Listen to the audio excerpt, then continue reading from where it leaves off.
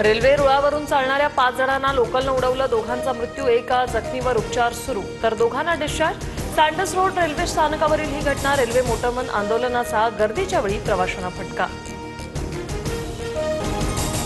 पार्थ पवारांकडून 1800 कोटींच्या जागेची 300 कोटींमध्ये खरेदी। पुण्यातील कोरेगाव पार्कमधील जमिनीवरून मीडिया कंपनीवर आरोप। स्टॅम्प ड्युटी म्हणून केवळ 500 रुपये भरले। पुणे जमिनीवर व्यवहार प्रकरणाशी दुरान्वय संबंध नाहीये। माझ्या नावाचा वापर करून चुकीचं काम होत असल्यास पाठिंबा नाही। मुख्यमंत्र्यांनी चौकशी करावी। पार्थ पवारांवरच्या आरोपांवरून अजितदादांनी हात झटकले।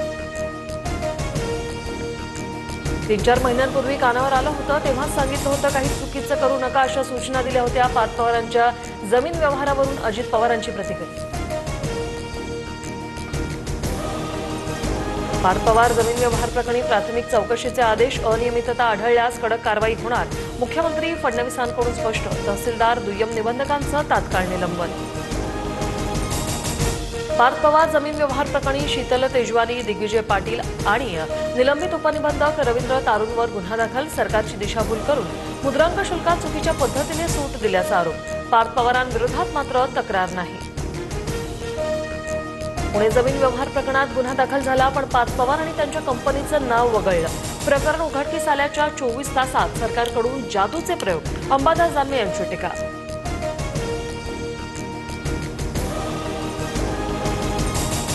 उपमुख्यमंत्री एकनाथ शिंदे आज बिहार दौऱ्यावर। बिहार निवडणुकीच्या प्रचारासाठी एकनाथ शिंदे मैदानात।